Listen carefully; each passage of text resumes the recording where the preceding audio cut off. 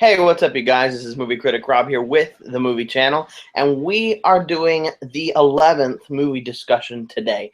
Before we get into it, I want to say thank you to the new subscribers that have been added. I think we got about 2 or 3 new ones, and I'm really hoping we can get to that 25 mark.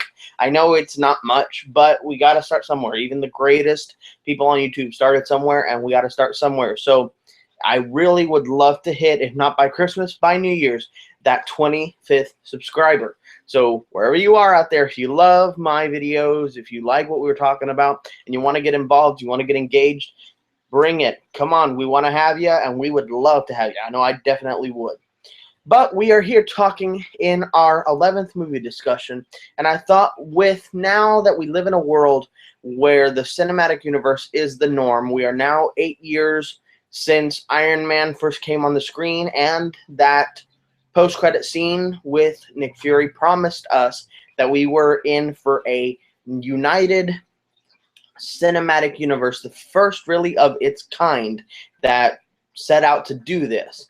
And since then, of course, because fashion and ideas have a way of sticking with us and being sometimes for a time perennial or, longer lasting than that, a bunch of different studios jumped on that bandwagon that Marvel Studios started and started giving us, maybe not yet, but it's been down the pipe that they want to do a cinematic universe. DC has started their cinematic universe in 2011, I believe it was 2011, with the release of Man of Steel, which has been followed up by 2 movies thus far, which have been Batman v Superman and Suicide Squad. On the other hand, you have Universal Studios, which is looking to launch its Monsters universe, which I thought was going to start with Dracula Untold, but everything that I've read about Dracula Untold says that they're not really going to go in that direction, but they're really starting it with this summer's release of The Mummy, starring Sofia Boutella as the Mummy and Tom Cruise, who is also in the movie.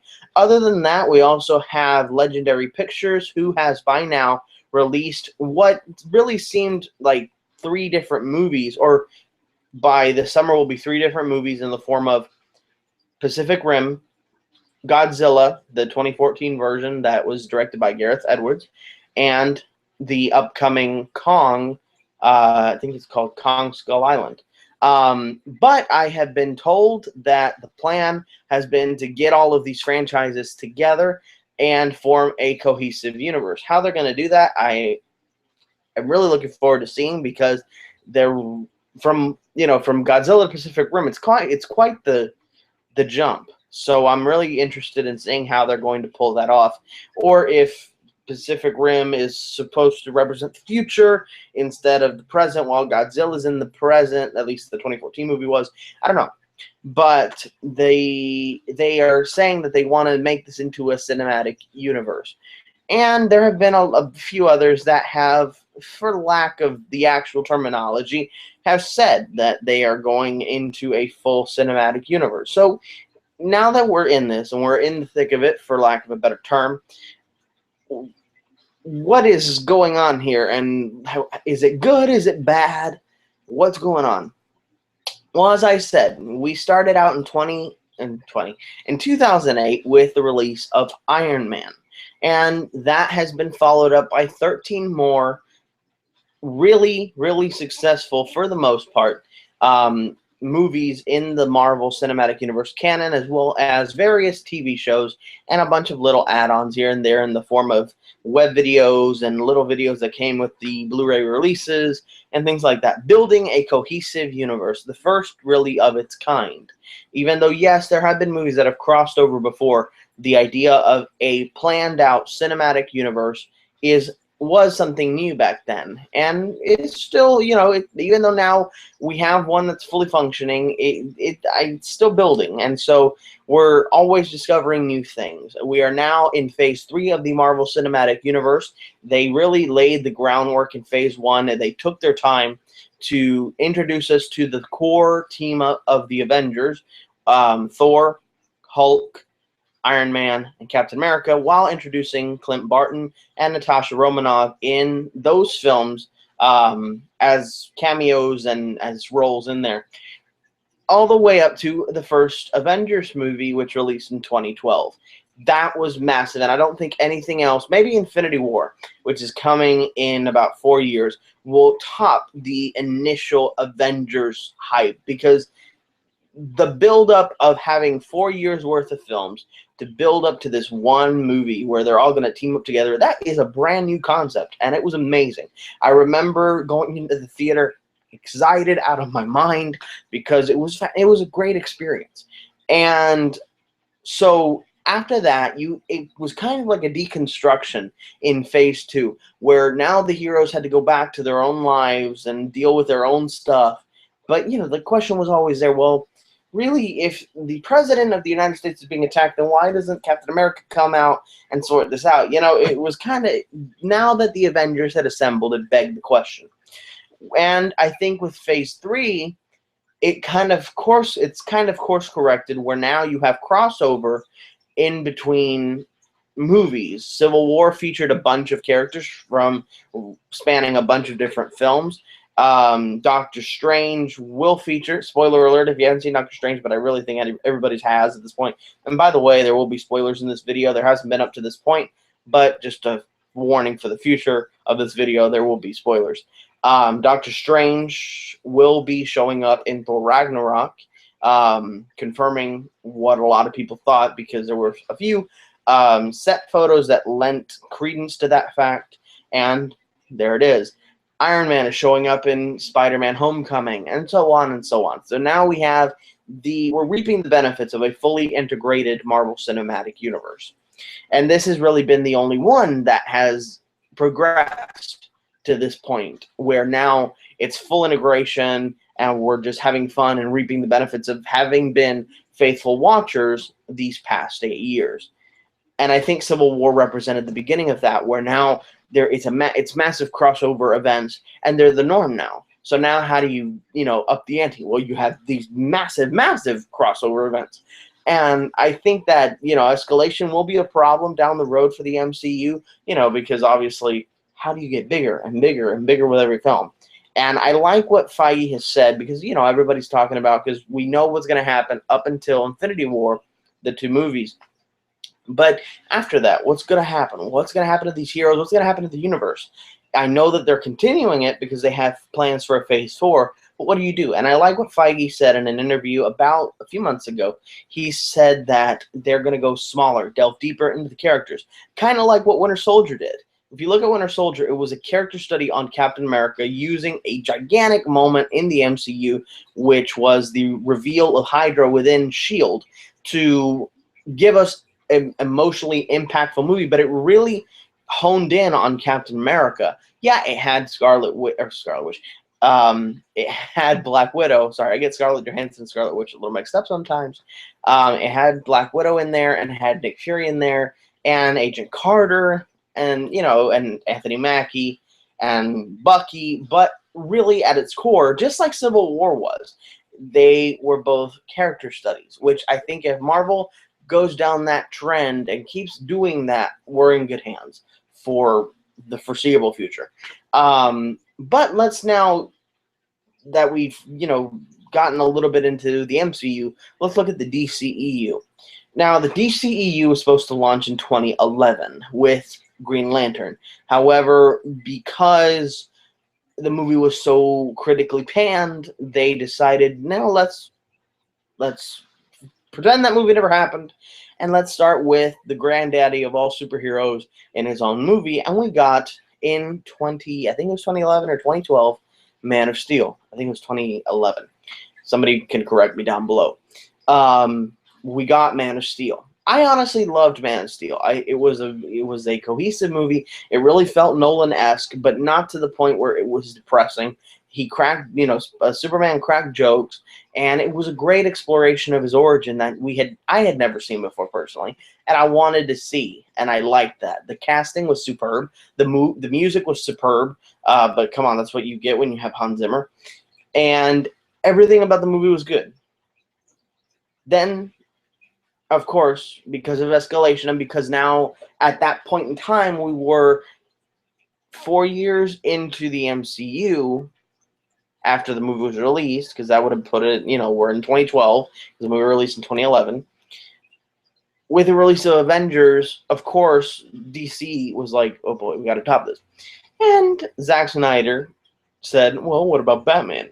And of course, Batman is the go-to for the DC universe because he's a bankable character. Everybody loves Batman. I love Batman. And so they were like, okay, well, let's do Batman v Superman. And let's explode the universe. And here's where I think a lot of universes go wrong. Now, I don't know what exactly Universal is doing with their Monsters universe. It looks like they're going the Avengers route where they're building up the universe through these individual films and then maybe having a team up, which I think is the better idea, as well as Pacific Rim, that whole Legendary Pictures universe. I like what they're doing because they're giving us different pockets of the world, but through the specific characters. Like Pacific Rim was one side, then you have Godzilla, and then you have King Kong.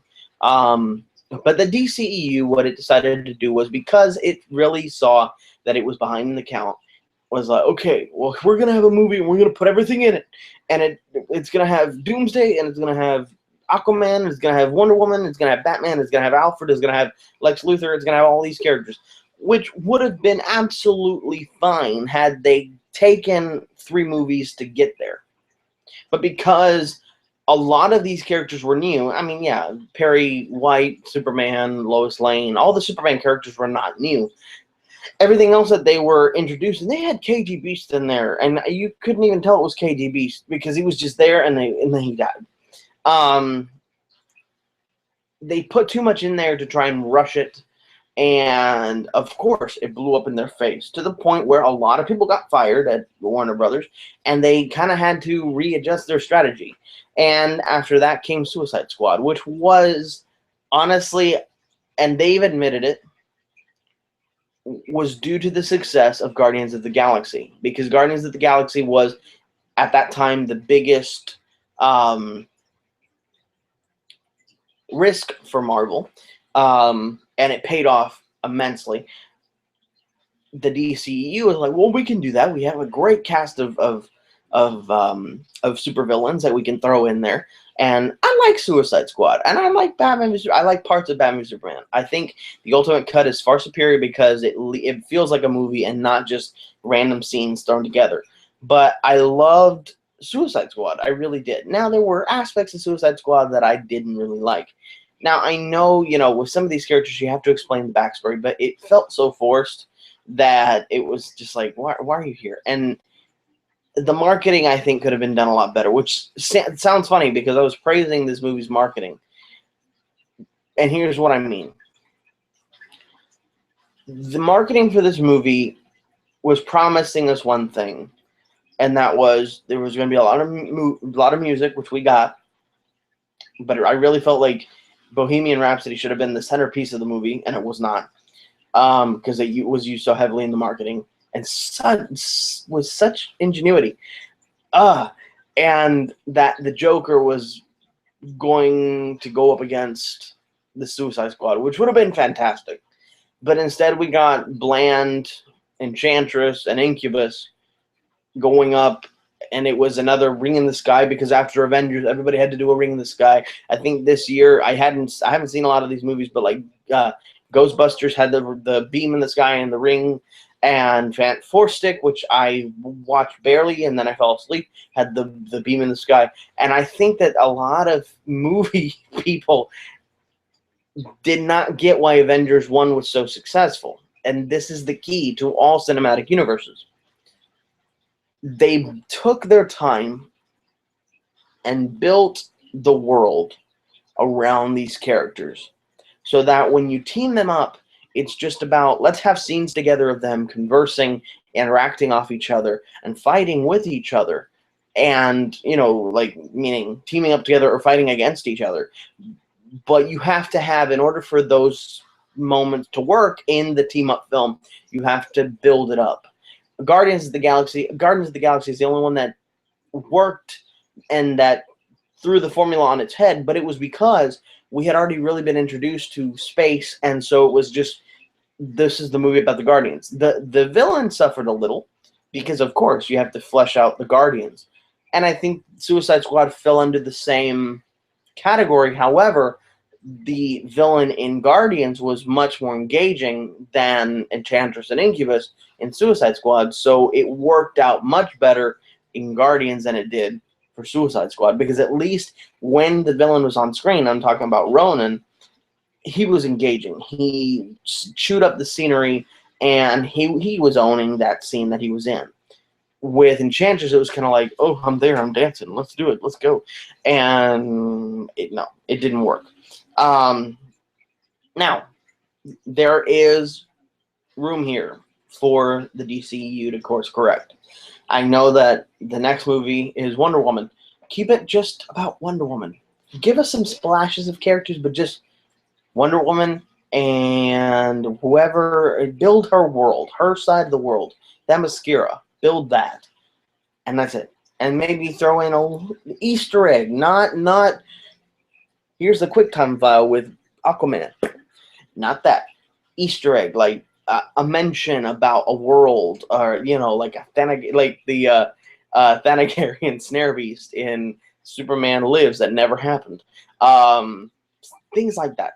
Easter eggs to build the universe. That's what Marvel did a lot of, and it paid off big time, and it's still paying off.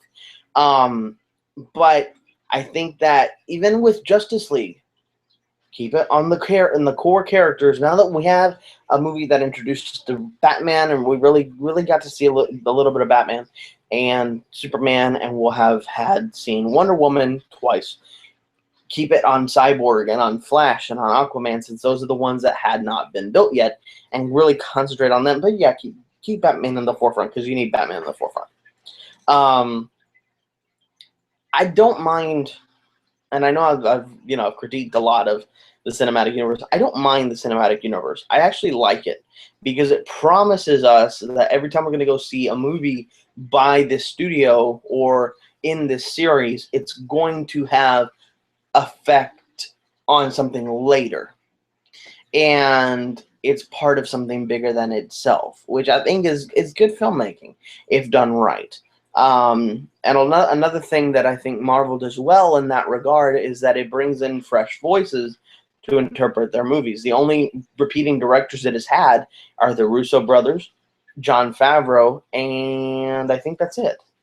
And Joss Whedon, who came in and did the first two Avengers. But other than that, every movie is a new director and really a new crew, which gives it a fresh voice. With the DCEU, the first two movies were directed by Zack Snyder, which is cool. He's a great visionary director, but by the second one, it felt like this is just moments. It's not really a cohesive film, and the theatrical cut showed it. And David Ayer, who has directed Suicide Squad and will direct Gotham City Sirens, starring Margot Robbie as Harley Quinn. So I think that if you give him a little bit more variety, I think it'll benefit from that. I really like I said, I really like the cinematic universe idea, and I'm hoping that it's not something that we get tired of as a movie-going audience, because I like it, but it needs to be done well, with care, with finesse, and not rush to the big movies, because that's when you have the trip-ups and you have the mistakes. But if they keep going the way that Marvel's been doing it, and I know I reference Marvel a lot because they've done it right. They pioneered it. Not only did they pioneer it, but they pioneered and perfected the cinematic universe. So I think that if other studios take from that, even Star Wars, which it's funny because Star Wars and Marvel are under the same umbrella. I haven't seen Rogue One yet, so I don't know how it meshes, but I know that they're looking to do more side movies instead of following the saga, which I think is fantastic because it builds the world, but it has to be done right, cohesively. I'm really looking forward to the movies that are coming out. Most of the movies that I'm looking forward to in the next 5 years are shared universe films because they have an allure to them, and I think they're good. But we have to, as an audience, tell the people that are making these movies, hey, we'll tune in if it's good, and if it's not, we'll tell you. How do we tell you? By not tuning in. So this has been Movie Critic Rob with the Movie Channel. I really hope you enjoyed this discussion. I really would love to know what you think about this whole debacle, the shared universe or cinematic universe debacle. So leave your comments down below. Like, subscribe. Please subscribe. I really would love to have more people on this channel and get it growing because I want to share movies with you guys. And like I said, if you have any ideas of any videos you'd like to see me do, by all means, drop them down below in the comments. This has been Movie Critic Rob with the Movie Channel, and as always, now I'm signing off.